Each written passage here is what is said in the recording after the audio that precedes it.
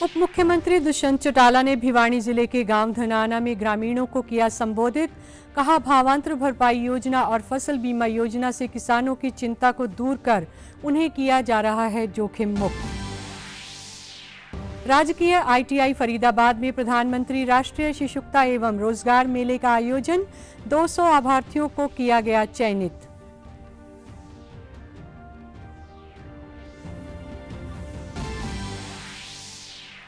प्रदेश में विकसित भारत संकल्प यात्रा के अंतर्गत बड़ी संख्या में लोग हो रहे हैं सरकारी कल्याणकारी योजनाओं के बारे में जागरूक।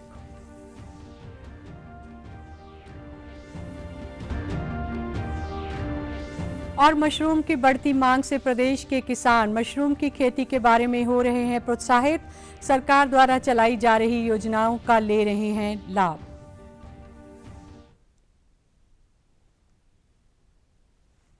नमस्कार, मैं जगजीत कौर। अब समाचार विस्तार से। प्रदेश के उप मुख्यमंत्री दुष्यंत सिंह चौटाला ने भिवानी जिले के गांव धनाना में ग्रामीणों को संबोधित किया। इस दौरान उन्होंने ग्रामीणों की समस्याएं भी सुनी और उनका मौके पर ही समाधान किया। इस मौके पर उन्होंने कहा कि प्रदेश में किसानों को फसल का पूरा भाव दिया जा रहा है और फसलों के दाम 2 दिन के अंदर किसानों के खाते में सीधे जा रहे हैं। उन्होंने कहा कि विकास की गति को रुकने नहीं दिया जाएगा। सरकार आम जन के हितों को लेकर प्रतिबद्ध है। उप मुख्यमंत्री दुष्यंत चौटाला ने कहा कि सरकार व्यवस्था को सुधारने का काम कर रही है। सरकार ने भावांतर भरपाई योजना और फसल बीमा योजना से किसानों की चिंता दूर कर उनको जोखिम मुक्त किया है। उप मुख्यमंत्री ने कहा कि आज घर बैठे लोगों को ऑनलाइन सुविधाएं मिल रही हैं। सरकार ने 600 सरकारी सेवाओं को ऑनलाइन कर दिया है। फसल खराब के लिए वो दिन याद है, धनाड़ा, तालू, मुडाड़ सारे में पानी भर गया था। क्या व्यवस्था थी, कोई पूछनिया नहीं था 5 साल पहले। आज 70 करोड़ रुपया जटाई से लेके और मुडाड़ तक सिर्फ पंपिंग अच्छी हो जाए, पानी किसान के खेत में ना रुक जाए, इसके लिए हरियाणा सरकार ने खर्चने का काम। और ये और बता दूं, थोड़ा बहुत इलाका रह गया जहां पंप लगाने से पीछे भी मैं मुडाड़ा है, जब भी मेरे से मांग करी उसका प्रावधान भी हमने कर लिया। और जो आपका 2024 का बजट होगा उसके अंदर पहले ही पहुंच के उसके पैसे मंजूर करने का हम काम करेंगे। नर्सरी की जो पहले यहाँ पर थी अब बंद हुई है। अगर कोई 14 तारीख को आप में से 2-3 लोग खेल वाले चंडीगढ़ आ जाए तो मैं डायरेक्टर स्पोर्ट्स की जिम्मेदारी लगा दूंगा कि साथ के साथ इनको देख पाएंगे। विकास एवं उद्यमिता मंत्रालय भारत सरकार के आह्वान पर राजकीय आईटीआई फरीदाबाद में प्रधानमंत्री राष्ट्रीय शिशुकता एवं रोजगार मेले में 200 आभार्थियों को साक्षात्कार करके चयनित किया गया। आईटीआई प्रिंसिपल कैप्टन रविंद्र अत्री ने बताया कि इस रोजगार मेले में 50 से ज्यादा कंपनियां पहुंची हैं जो योग्यता के अनुसार बच्चों को रोजगार दे रही हैं। सहायक रोजगार अधिकारी योगेश कुमार ने बताया कि जो युवा नौकरी नहीं ले पाएंगे उनकी काउंसलिंग करके उन्हें गाइड किया जा रहा है ताकि अगली बार वे भी अपनी तैयारी करके आएं। कंपनियों को आमंत्रित किया हुआ है, वो आई हुई हैं और उनकी रिक्वायरमेंट के हिसाब से 700-800 की उनकी रिक्वायरमेंट है और तकरीबन इतने ही जो है प्रशिक्षणार्थी हमारे पास आए हुए हैं और कंपनी को उसकी योग्यता के हिसाब से बच्चों को देने का कार्य किया जाएगा। 10वीं पास के लिए भी हमारे पास ओपनिंग्स हैं, 12वीं पास वाले के लिए भी हमारे पास ओपनिंग्स हैं। ऐसा नहीं है कि इसमें आईटीआई वाले ही सिर्फ बच्चे पार्टिसिपेट कर रहे हैं। हाँ, डिप्लोमा तक के भी बच्चे हमारे पास हैं और उनके लिए भी ओपनिंग्स है और उनके लिए हमारे पास रिक्वायरमेंट है। कंपनी भी आई हुई है। बिल्कुल, ये बहुत अच्छा प्लेटफॉर्म है ये, क्योंकि यहाँ पे ना कोई फीस ली जाती है, ये बिल्कुल फ्री ऑफ कॉस्ट है। यहाँ पे एक ही प्लेटफॉर्म, एक ही छत के नीचे कम से कम 50 एक कंपनी आई हुई हैं और अलग अलग डाइवर्सिफाइड फील्ड्स की आई हुई हैं। जैसे एक फील्ड की नहीं है, मैन्युफैक्चरिंग की भी हैं, ऑटोमोबाइल्स की भी हैं जैसे, और टेक्सटाइल की भी आई हुई हैं, बहुत सारी कंपनीज हैं। तो वो एक ही छत के नीचे जब उनको ऐसा प्लेटफॉर्म मिलता है फ्री ऑफ कॉस्ट, तो उसमें बहुत सारी उनको ये है कि अपॉर्चुनिटी एक ही छत के नीचे मिल रही है। उनके लिए स्किल, अपनी वो स्किल को अपग्रेड करें, अपना थोड़ा सा पर्सनालिटी डेवलपमेंट करें और हम भी उनको करियर काउंसलिंग देते रहते हैं। रोजगार मेले में आए युवाओं ने बताया कि सरकार द्वारा लगाए गए रोजगार मेले बहुत सार्थक सिद्ध हो रहे हैं, इसलिए ज्यादा से ज्यादा युवाओं को आगे आना चाहिए। DLF है, इसमें CNC की कोई है वैकेंसी, उसमें है। जो ये सरकार के द्वारा मेले लगाए जा रहे हैं बहुत फ़ायदेमंद है सभी बच्चों के लिए, जो जिन्होंने ग्रेजुएशन करी है, 12th करी है, कुछ भी करी हो, ITI वगैरह कुछ भी करी हो, जो बेरोज़गार है उन्हें बच्चों को आके देखना चाहिए एक बार कि क्या इसमें हो रहा है क्या ना, भले ही ना करे पर इस चीज़ से नॉलेज बहुत मिला बच्चों को। सर मैं इसी कॉलेज में ITI करी है मैंने, तो मुझे सर ने बताया को जॉब मेला लग रहा है और आ जाइए। मैं इलेक्ट्रीशियन के लिए आया हूँ, जो मैंने इलेक्ट्रीशियन से ITI कर रखी है। हाँ जी, पूरी कोशिश है, क्या पता। बहुत फ़ायदेमंद है, बेरोजगार बेचारे बहुत घूम रहे हैं, बेचारों की जॉब लगेगी। अप्रेंटिस भी कर रखी है मैंने, 4-5 साल और भी कर रखा मैंने मेंटेनेंस में सर। प्रदेश सरकार द्वारा कृषि एवं किसान कल्याण विभाग के अंतर्गत चलाई जा रही फसल अवशेष प्रबंधन स्कीम के तहत पलवल के हुडा सेक्टर 2 में किसानों को अनुदान पर दिए गए कृषि यंत्रों का भौतिक सत्यापन किया गया। इस अवसर पर सहायक कृषि अभियंता अमीन, तकनीकी कृषि अधिकारी सुंदर सिंह भी मौजूद थे। सहायक कृषि अभियंता अमीन ने बताया कि प्रदेश सरकार द्वारा कृषि एवं किसान कल्याण विभाग के अंतर्गत चलाई जा रही फसल अवशेष प्रबंधन स्कीम के तहत वर्ष 2023-24 में किसानों को अनुदान पर दिए गए कृषि यंत्रों का भौतिक सत्यापन किया जा रहा है। जिला पलवल के ब्लॉक पलवल, प्रथला और बडौली के किसानों को भौतिक सत्यापन के लिए बुलाया गया है। इसके अंतर्गत मेरा फसल मेरा ब्यौरा सरकार ने अनिवार्य कर रखा है। सबसे पहले सरकार के पास अपना पैन कार्ड होना चाहिए, उनका बैंक में अकाउंट होना चाहिए, आधार कार्ड होना चाहिए और पटवारी रिकॉर्ड होनी चाहिए। इन डॉक्यूमेंट के माध्यम से अपनी नियर बाई किसी CHC पे जाके अप्लाई कर सकते हैं या खुद भी कर सकते हैं, जो घर में पढ़ा लिखा है उसे भी अप्लाई करवा सकते हैं। इसमें हम कोई भी किसान से कोई भी टोकन मनी नहीं लेते हैं, फ्री ऑफ कॉस्ट अप्लाई करवाते हैं। जैसे हमारी सुपर सीड कुछ मशीन है जिनके हमारे 1,05,000 रुपये सब्सिडी देते हैं, और कुछ मशीनें जैसे जीरो ड्रिल है सर, उनकी हमारी मशीनें 22,500 से 30,000 तक सब्सिडी देते हैं। वो टाइम के हिसाब से हम सब्सिडी को डिस्क्राइब कर रखा है, उसके हिसाब से हम मशीन वेरिफिकेशन करके उनके अकाउंट में डायरेक्ट पैसा डालते हैं। किसान ओम प्रकाश बैंसला ने बताया कि उन्होंने कृषि विभाग द्वारा सब्सिडी पर सुपर सीडर मशीन ली थी। इस मशीन के माध्यम से फसलों में खरपतवार नष्ट हो जाता है, समय की बचत होती है। इस मशीन के माध्यम से फसल अवशेषों का भी उचित प्रबंधन हो जाता है। किसान सुमेर सिंह ने बताया कि सरकार द्वारा किसानों को फसल अवशेषों का उचित प्रबंधन करने के लिए अनुदान पर कृषि यंत्र दिए गए हैं।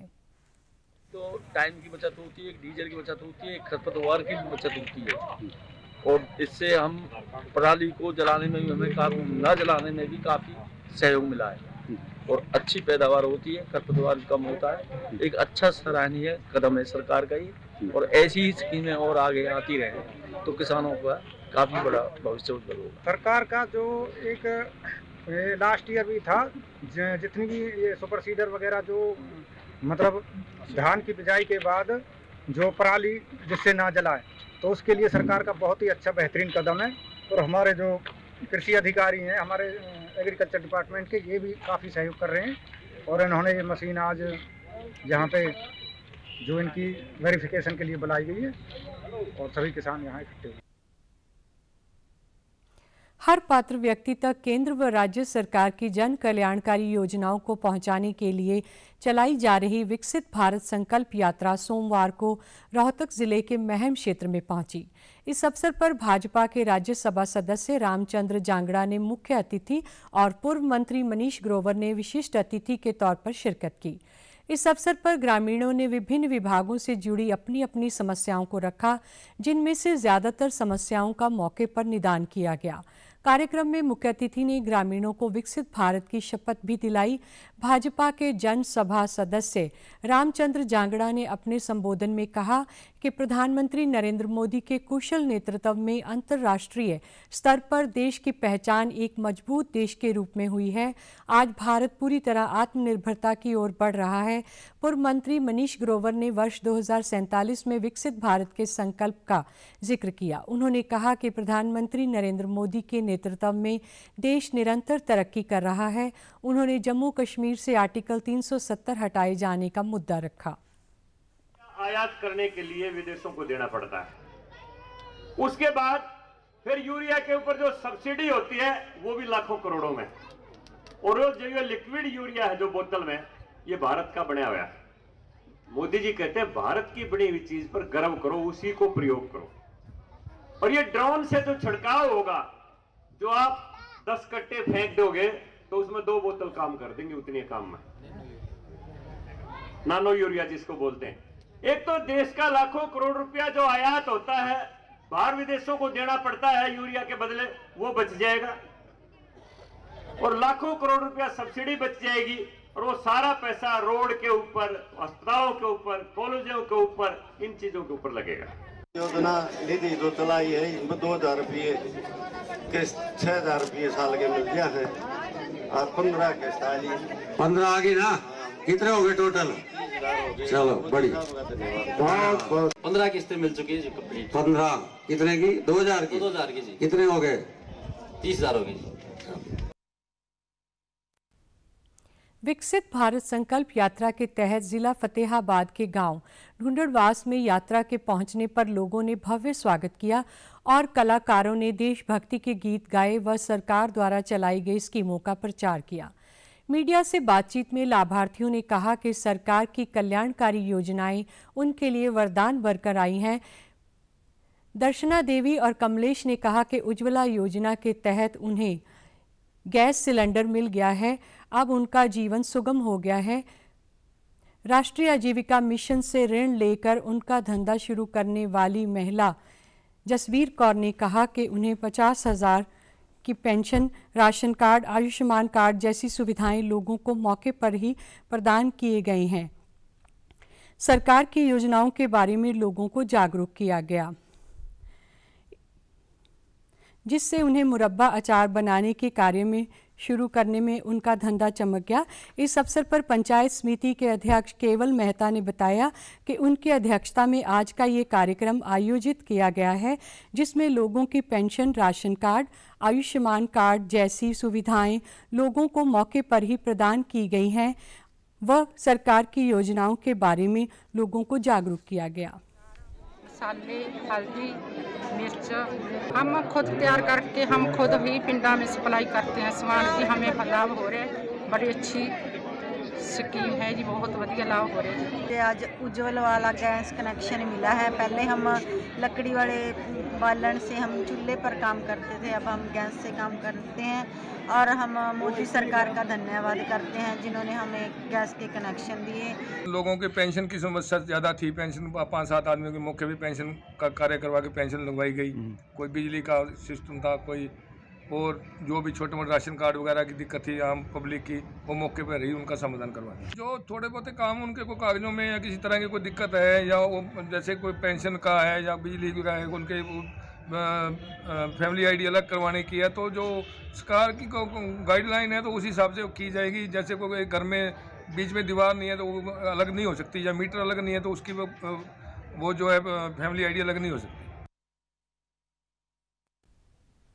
केंद्र सरकार की योजनाओं का फायदा जन जन तक पहुंचे, इसके लिए सरकार द्वारा विकसित भारत संकल्प यात्रा निकाली जा रही है। प्रदेश के गांव-गांव जाकर विकसित भारत संकल्प यात्रा के द्वारा लोगों की समस्याओं को भी सुनकर उनका समाधान किया जा रहा है। जिन लोगों को सरकार की योजनाओं का फायदा नहीं मिला था, उनको इस यात्रा में माध्यम से फायदा दिया जा रहा है। इस कड़ी में विकसित भारत संकल्प यात्रा अंबाला के गांव डेरी पहुंची, जहां महिलाओं ने सरकार द्वारा दी जा रही सरकारी योजनाओं की सराहना की। कार्ड भी बना हुआ है, हमें बहुत सुविधाएं मिल रही हैं सरकार की तरफ से। हमारे बच्चे 3 बच्चे हैं, सरकारी स्कूल में पढ़ते हैं, उनको स्कूल से भी बहुत अच्छी अच्छी सुविधाएं मिलती हैं। और हमें ये जो आज का प्रोग्राम है, इसकी तरफ से हमने पर्ची बनवाई है और हम दवा दुआ लेते हैं। मोदी जी ठीक हैं जी, बहुत अच्छे काम कर रहे हैं जबकि बड़े हैं, और आगे भी इसी को आना चाहिए। वहीं शहजादपुर ब्लॉक की बीडीओ नेहा शर्मा ने बताया कि शहजादपुर ब्लॉक में ये 39वां प्रोग्राम है। उन्होंने बताया कि सभी विभागों के स्टॉल यहां पर लगे हुए हैं। लोग जो हैं, हमने पहले ही बुनियादी करवा रखी थी, तो जितनी भी ज़्यादा जन भागीदारी हो सकती है उतना हम करवाना सुनिश्चित कर रहे हैं। और ये मेरे ब्लॉक शहजादपुर में आज 19वां प्रोग्राम है, 2 तारीख से यात्रा शुरू हुई थी। नेशनल लेवल पे यात्रा 30 नवंबर से शुरू हुई थी और इसमें जितने भी हमारे डिपार्टमेंट्स हैं, जितनी भी लाइन एजेंसीज हैं, सबके स्टॉल लगे हुए हैं और जितने भी लोग यहाँ पर आ रहे हैं उन सबकी समस्याओं का समाधान करने की पूरी कोशिश जो है वो प्रशासन के द्वारा की जा रही है। यहाँ पर सभी डिपार्टमेंट जैसे कि वेटनरी, एग्रीकल्चर, वन विभाग, आंगनवाड़ी से अपने एजुकेशन डिपार्टमेंट, सभी डिपार्टमेंट्स यहाँ पर आ रखे हैं और जैसे PPP की बहुत समस्याएं हैं और बाकी जितनी भी समस्याएं हैं उनका निदान जो है प्रशासन के द्वारा तुरंत मौके पर जाकर उनके कहते हैं कि governance at the footsteps और door of the marginalised section of the society. किसानों को आर्थिक रूप से मजबूत करने के लिए समय समय पर मशरूम उत्पादन की ट्रेनिंग दी जाती है, जिसके परिणाम भी अब सामने आ रहे हैं। प्रदेश के अनेक किसान मशरूम की पैदावार में जुटे हुए हैं। बाजार में मशरूम की भारी मांग के चलते इसके अच्छे दाम भी किसानों को मिल रहे हैं। यह व्यवसाय छोटे किसान भी आसानी से कर सकते हैं और केंद्र व राज्य सरकार द्वारा दी जा रही विभिन्न योजनाओं एवं अनुदानों का लाभ भी ले सकते हैं। जिला अंबाला के अनेक गांव में छोटे किसान घरों में ही खुम्ब उत्पादन कर हजारों रुपया प्रतिदिन कमा रहे हैं। कृषि वैज्ञानिक डॉक्टर अमित कुमार ने बताया कि मशरूम एक बहुत फायदेमंद व्यवसाय है। इससे अधिकतर किसान सितंबर से लेकर फरवरी तक करते हैं। उन्होंने बताया कि इसमें आयरन, प्रोटीन व विटामिन सहित कई तरह के अच्छे तत्व होते हैं। समय समय पर किसानों को इसके उत्पादन की ट्रेनिंग भी दी जाती है। भी कर सकते हैं, एक तो सीजनली करते हैं जो हम सितंबर से फरवरी तक करते हैं और एक हमारा होता है कि हम राउंड द ईयर एसी का जो प्रोडक्शन होता है एसी में हम ले सकते हैं। बात करते हैं इसकी न्यूट्रिटिव वैल्यू की, तो इसमें जो है ना बहुत ही अच्छी न्यूट्रिटिव वैल्यू होती है। इसमें आपको प्रोटीन, कैल्शियम, आयरन ये सभी चीज़ें मिल जाती है और भारत सरकार और हरियाणा सरकार की तरफ से बहुत सारा इस पर अनुदान भी दिया जाता है। अंबाला जिले के प्रतिशील किसान गांव होली निवासी मोहनलाल का कहना था कि वे कई सालों से खुम्ब का उत्पादन कर रहे हैं। उन्होंने घर पर ही ये काम शुरू किया और अच्छी आमदन प्राप्त कर रहे हैं। उन्होंने बताया कि अंबाला शहर कृषि विज्ञान केंद्र से उन्होंने मशरूम उत्पादन की ट्रेनिंग ली थी, जो पूरी तरह से निःशुल्क थी। अच्छे प्रोजेक्ट है, मशरूम निकलती है, मार्केट बेच के आते हैं जी और घर का खर्चा चलता है। ट्रेनिंग की है जी डिस्ट्रिक्ट अंबाला से, तो मशरूम की हमें समझ लग गई और समझ लगने पे हमने प्रोजेक्ट शुरू किया। सरकार की योजना बहुत अच्छी योजना है जी। तो जैसे ही छोटे मध्यम वर्ग के कोई भी किसान मशरूम का प्रोजेक्ट शुरू करते हैं तो सर उसमें जो है ना सरकार प्रोत्साहित देती है, सहायता करती है। जिला अंबाला के गांव कुंभारेड़ी के रहने वाले एक अन्य प्रगतिशील किसान राजकुमार ने बताया कि वह 2007 से मशरूम की खेती कर रहे हैं। बागवानी विभाग द्वारा उन्हें विभिन्न योजनाओं का लाभ भी दिया जा रहा है। विभाग से संबंधित अधिकारी समय समय पर मशरूम पैदावार की जांच के लिए भी आ रहे हैं। मशरूम का उत्पादन कर रहे हैं और बड़े अच्छे पैसे कमा रहे हैं अभी। तो हॉर्टिकल्चर डिपार्टमेंट हम समय समय पर योजनाएं का फायदा भी दे रहे हैं, सब्सिडी देते हैं हमको टाइम पे और समय पर वो हमारा विजिट करने भी आते हैं, मशरूम देखने भी आते हैं। सरकार की इस योजना को बहुत बढ़िया मानते हैं। अभी ये बहुत कम लागत से ज़्यादा पैसा कमाया जाता है इससे। अगर हम 10 रुपये लगाएंगे तो हमको 100 रुपये मुनाफा मिलेगा इससे। हरियाणा की संस्कृति की जानकारी देने के साथ साथ प्रदेश की गतिविधियों और स्टेट रेड क्रॉस सोसाइटी द्वारा किए जा रहे कार्यों को प्रचार प्रसार के लिए 24 से 30 दिसंबर तक कुरुक्षेत्र में all India inter state junior school red cross camp का आयोजन किया जाएगा, जिसमें देश भर के सभी राज्यों से स्कूलों के विद्यार्थी भाग लेंगे। कैथल जिला रेड क्रॉस सोसाइटी द्वारा जाट कॉलेज परिसर में आयोजित 5 दिवसीय जिला स्तरीय जूनियर रेड क्रॉस विद्यार्थी प्रशिक्षण शिविर के उद्घाटन अवसर पर स्टेट रेड क्रॉस सोसाइटी के महासचिव डॉक्टर मुकेश अग्रवाल ने बताया कि शिविर में जिले के 20 स्कूलों के 80 बच्चे और 20 अध्यापक भाग ले रहे हैं। उन्होंने बताया कि देश के प्रधानमंत्री नरेंद्र मोदी ने देश भर में टीबी पर रोक लगाने का आह्वान किया था। उसको लेकर हरियाणा प्रदेश के सभी 22 जिलों में जागरूकता शिविर लगाए जाएंगे। जुड़ चुकी हैं, वहाँ हम युवाओं को शिक्षा दे रहे हैं कि नशे से दूर रहें और नशे से क्या क्या हो सकता है सब उनसे अवगत कराते हैं। विभिन्न कार्यक्रम, विभिन्न संगोष्ठियाँ हम हर यूनिवर्सिटी के अंदर करा रहे हैं और रक्तदान के विषय में भी रक्त की कमी से किसी रोगी की मृत्यु ना हो, ये भी सोच करके रक्तदान शिविरों का आयोजन YRC के माध्यम से हम करवा रहे हैं। और नशा इसके अंदर मेंटली डिटायर्ड बच्चों के हमारे जो कैथल में है, यहाँ भी 2 स्कूल हैं, अच्छे चल रहे हैं, उनको भी जीने का हक है। और दिव्यांग के लिए भी हम पूरे हरियाणा में काम कर रहे हैं कि किसी दिव्यांग भाई भी कंधे से कंधा मिला करके आम समाज के नागरिक के साथ काम कर सके और उसको भी जीने का उतना ही अधिकार है जितना और व्यक्ति को है। रेड क्रॉस शिविर में आए स्कूली बच्चों ने कहा कि इस शिविर में भाग लेकर उन्हें बहुत अच्छा लग रहा है। इससे उनके अंदर मानवता की सेवा की भावना पैदा होगी। उन्होंने कहा कि शिविर में उन्हें तरह तरह की गतिविधियां सिखाई जाएंगी जिनसे वे ज़रूरतमंद व्यक्तियों की मदद कर सकेंगे। पता लगता है कि हमें क्या करना चाहिए, ब्लड डोनेशन करना चाहिए। तो ब्लड डोनेशन से क्या है, हम बहुत सारे लोगों की जान बचा सकते हैं। हमारा एक ब्लड देने की वजह से बहुत सारे जो है वो लोगों की जान बच सकती है। तो इससे हमें मानवता का भाव पता लग रहा है रेड क्रॉस के माध्यम से। और मुझे कैंप लगाने में बहुत अच्छी फीलिंग आ रही है क्योंकि यहाँ पे जो है हमें बहुत सारी नई नई बातें सिखाई जाएंगी, ड्रग एडिक्शन के बारे में और ब्लड डोनेशन के बारे में, जिसमें 3 सिंबल थे, हेल्प, फ्रेंडशिप और दूसरों की मदद करना। उस प्रेयर में ये सब चीज़ें हमें सिखाई गई। रेड क्रॉस से हमें औरों के बारे में भी पता चलता है, जैसे कि दूसरों को भी दर्द होता है, हमें उनके ऊपर दया करनी चाहिए, हमें रक्तदान करना चाहिए। जैसे कि रेड क्रॉस में हमें CPR देना सिखाया जाएगा। कुरुक्षेत्र में आयोजित अंतर्राष्ट्रीय गीता जयंती महोत्सव में लोग दूर दूर से पहुंच रहे हैं। महोत्सव में विभिन्न प्रदेशों से हस्तशिल्पी अपना हस्त लेकर पहुंचे हैं। वहीं ब्रह्म सरोवर पर लोक कलाकार भी अपनी प्रस्तुति दे रहे हैं। कुरुक्षेत्र में आयोजित गीता जयंती महोत्सव में क्राट मेले के पर्यटकों की भीड़ उमड़ रही है। महोत्सव में देश के कोने कोने से पर्यटक पहुंच रहे हैं और खरीदारी कर रहे हैं। विभिन्न प्रदेशों के शिल्पी यहां अपने शिल्प का प्रदर्शन कर रहे हैं। शिल्प मेले में अलग अलग प्रदेशों की हस्तकला देखी जा सकती है।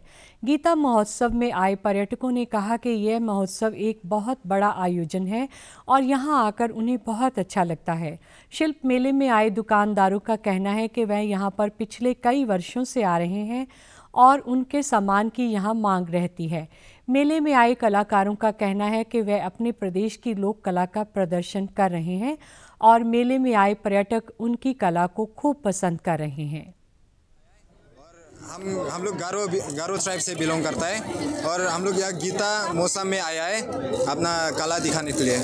हम लोग को बहुत अच्छा लगा यहाँ पर आके। यहाँ पे आके हमें बहुत अच्छा लगा। यहाँ पे हमें कई प्रकार के कई लोग मिले कलाकार जो कि अलग अलग क्षेत्रों से आए हुए हैं। उनका परफॉर्मेंस देखकर बहुत अच्छा लगा और यहाँ पे गीता जयंती पे हमें बुलाया जाता है और बहुत अच्छा लगता है। यहाँ की जनता भी बहुत अच्छी है, सहयोग करती है। मैं हर साल आता हूँ। जो मेरे पुराने कस्टमर्स हैं वो दूर से देख करके मेरी स्टॉल पर आते हैं और मेरे प्रोडक्ट को ले करके जाते हैं और प्लस बहुत खुश होते हैं। रिस्पॉन्स अच्छा मिल रहा है। मैं जितने भी कुरुक्षेत्र के वासी हैं उन सभी का और जितने भी हमारे पूरे हरियाणा और पूरे ऑल इंडिया से जितने आने वाले कस्टमर हैं, मैं सभी का बड़ा आभारी हूँ क्योंकि वो इस गीता जयंती के अंदर आकर के बड़े अच्छे से जो है परचेजिंग करते हैं और यहाँ पर आकर के ब्रह्म सरोवर के भी दर्शन करते हैं और प्लस जो है कि यहाँ ये ऐसी जो है बहुत खूबसूरत ऐसी जगह है कि यहाँ आने के लिए लोग तरसते हैं। सर हमारे पास स्पेशल शॉल्स रहेंगे, पश्मीना शॉल भी है हमारे पास है और कानी शॉल भी है हमारे पास, जो रिंग से पास निकलते हैं वो भी शॉल है हमारे पास है।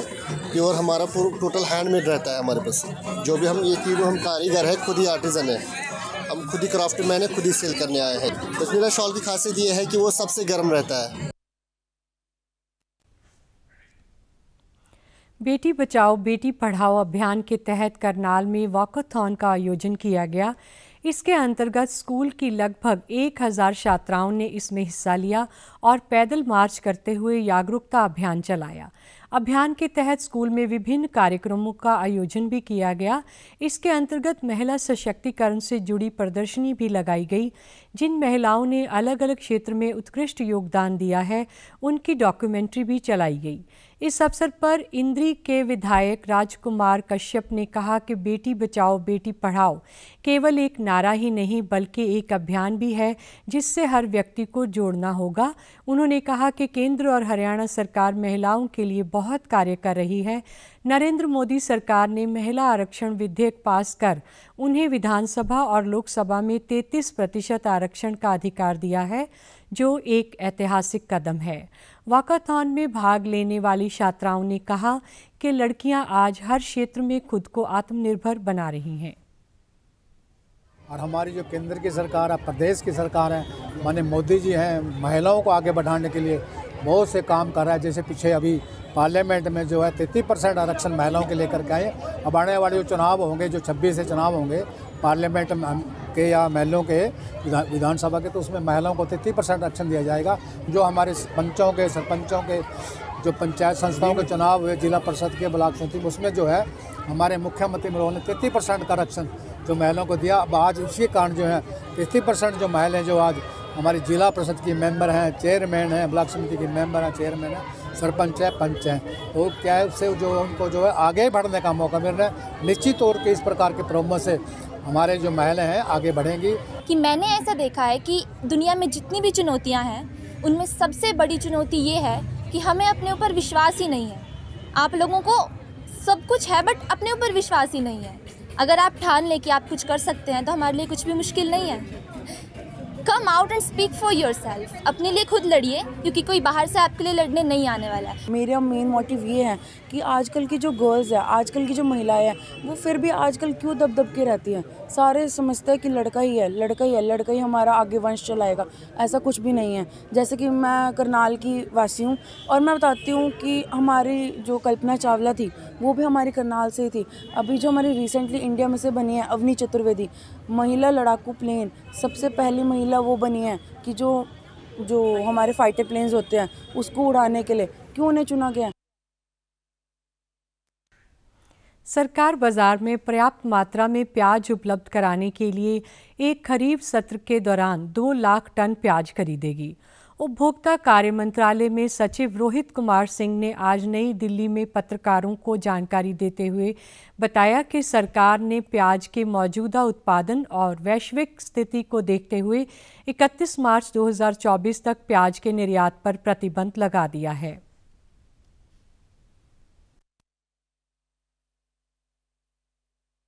प्याज की जो कीमतें पिछले वर्ष की अपेक्षा बढ़ी हुई हैं, उसको लेकर पिछले कुछ महीनों से सरकार ने कई कदम उठाए हैं। पहला कदम जो इस बारे में था कि प्याज का जो निर्यात है उसको रिस्ट्रिक्ट किया जा सके, कंट्रोल किया जा सके। हम लगातार किसानों से खरीद कर रहे हैं और इसको जारी रखेंगे। अभी हमें सरकारी बफर के लिए 2 लाख टन प्याज और खरीदने की आवश्यकता है। खरीफ की बुआई में जो देरी हुई थी उस वजह से जो सप्लाईज हैं अब देरी से उपलब्ध होना शुरू होंगी और ये रबी तक, मार्च तक कंटिन्यू करेंगी। तो प्याज में कोई चिंता का विषय नहीं है। उन्होंने कहा कि इस कदम से प्याज की कीमतें कम होंगी। रोहित कुमार सिंह ने बताया कि पिछले महीने में प्याज की उपभोक्ता खुदरा कीमत में 4.3% की गिरावट आई है। संसद के शीतकालीन सत्र का आज 7वां दिन है।